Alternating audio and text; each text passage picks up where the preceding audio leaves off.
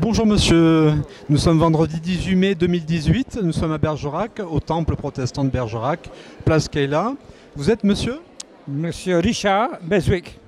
Beswick, c'est un nom anglais ou? Je pense qu'à l'origine, c'est peut-être d'origine flamand, mais j'étais né près de Manchester, dans le nord-ouest d'Angleterre, oui. Et donc vous vivez en France ou à Paris? Parce que j'ai discuté avec une dame, elle disait que vous venez de Paris, plus ou moins tous, non?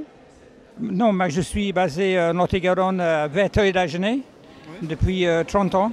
Ah, oui. Depuis 28 ans. Je suis arrivé en 90 et depuis 27 ans, on a fait des concerts, des opéras, des oratorios, on a fait une énorme programmation. Ça doit être le 105e fois je viens à Bergerac avec un programme et beaucoup de programmes dans ce temple-là, des symphonies, toutes sortes. On recadre un peu, là c'est l'OCP en fait, c'est l'orchestre Centre Philharmonique. Donc ça veut dire c'est un orchestre, c'est un ensemble des gens, c'est pas un orchestre d'un type ou autre.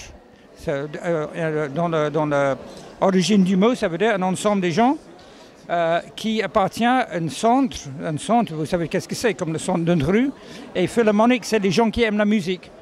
Donc en fait, c'est le conservatoire en fait. Le conservatoire, c'est différent.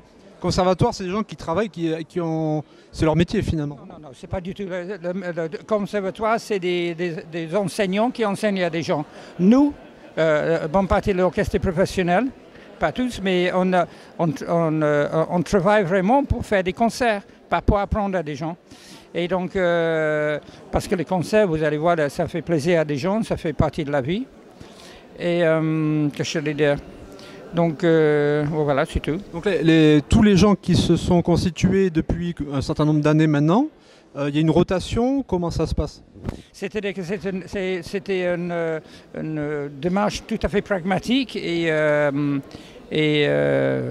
comme ça c'était arrivé mais aussi peut-être j'avais des idées. Il faut dire que oui, par exemple les orchestres philharmoniques à Vienne et ailleurs, ils ont toute une association, une société en fait. Derrière une association bénévole qui soutient l'orchestre, qui sont les auditeurs, qui sont des... pardon, je peux venir dans le... Il faut me dire. Des organisateurs, des gens qui font la caisse, qui font la pub, qui cherchent l'argent, qui participent à ça.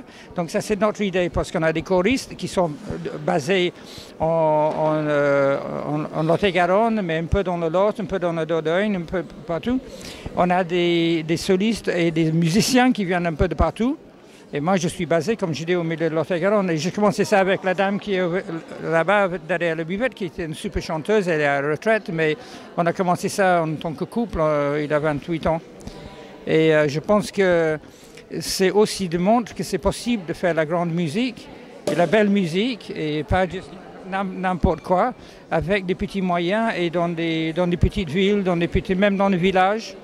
C'est une manière d'instaurer la paix aussi, puisque quand même l'oreille s'adapte un petit peu. Au début c'est long, il y a quelque chose au niveau où les gens rentrent, il y a un lieu toujours favorable à ce que l'entente se fasse meilleure. Ici, c'est pas rien, c'est à Bergerac, il n'y en a pas tant que ça finalement, où justement il y a de la boiserie, j'avais précisé, effectivement il y a le bois qui résonne différemment avec la pierre, etc. Donc, et l'oreille s'adapte un petit peu lentement. C'est un concert qui dure environ 2 heures, 2 heures et demie. Il a à peu près 2 fois 40 minutes de musique. Et c'est un peu spécial. On a fait une œuvre où il y a des passages assez longs, mais c'est spécial. Vous n'allez pas trouver des gens ici qui font des cantates de Bach. Et surtout des chœurs qui font ça, c'est très difficile. Et puis j'ai des choristes, force de travail avec moi pendant 28 ans, ils sont très bien. Mais cette salle en petit qu'il y a, sorry, je suis paresseux. Et puis cette salle est très bien. J'aime bien les églises protestantes, méthodistes et tout ça, parce qu'ils ont beaucoup de bois, beaucoup de plâtre. Et en gros, c'est un son assez chaleureux. Mais on a joué dans énormément de différents endroits, dehors, devant le château, dans une ferme, dans une grange. On a fait des opéras dans des salles de fêtes modernes un peu crades, si je peux dire. Et l'idée, c'est... non, en fait, c'est parce que je voulais faire de la musique, ma femme voulait faire de la musique, et les gens qui viennent ici veulent faire de la musique.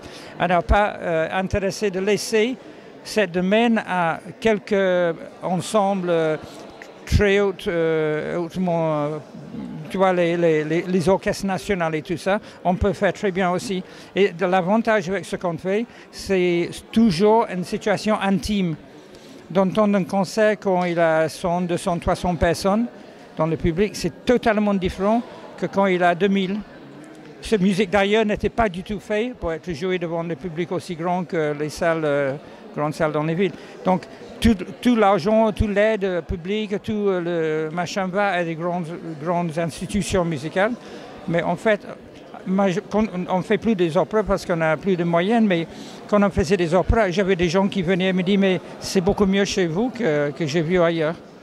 Tout simplement l'intimité, la proximité avec les musiciens, avec les chanteurs, on rentre dans le contact humain.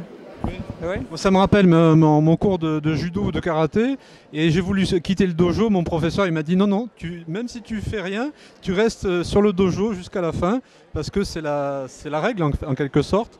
Bon, c'est toujours bien, mais c'est jamais comme ça que ça arrive, et il faut que les jeunes s'adaptent à ce qu'il y avait avant eux et reconnaissent qu'il y a autre chose que la musique contemporaine, puisque là c'était du Jean-Sébastien Bach. On peut le voir sur un petit détail en haut en zoomant, j'ai triché. Et donc effectivement, c'est la musique que maintenant on doit rendre ouverte aux gens qui ne sont pas connaisseurs. Il faut tout simplement qu'on continue. Non, les gens, ils n'ont pas besoin d'être connaisseurs. J'ai des gens qui viennent, qui ne connaissent pas du tout ça, et tout à coup, ils trouvent génial. Nous, on a besoin de continuer à jouer, parce que dans le business de musique, le répertoire rétrécit tous les années. On joue Requiem de Mozart, on joue Carmen, Carmina Burana, quelques tubes comme ça, quelques airs d'opéra. Et puis après ça, nous, on a fait d'énormes répertoires, des choses presque jamais jouées en France et jamais chantées en français, parce qu'avant, les choses chantaient toujours dans la langue du pays.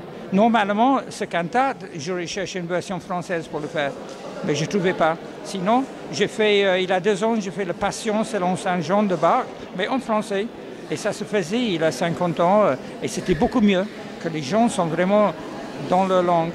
Je pense quand même que c'est une barrière si l'oreille n'est pas adaptée, enfin accoutumée à l'allemand ou à l'anglais ou... Mais je pense que l'oreille, on a des jeunes gens qui viennent et qui l'aiment bien beaucoup. Et il y a beaucoup de jeunes gens qui jouent la musique comme ça. Et ils sont comme les autres jeunes gens, ils font de la fête, hein, après les concerts. Oui, en théorie, on commence par la radio. Hein. Non, mais ils ne sont pas du tout,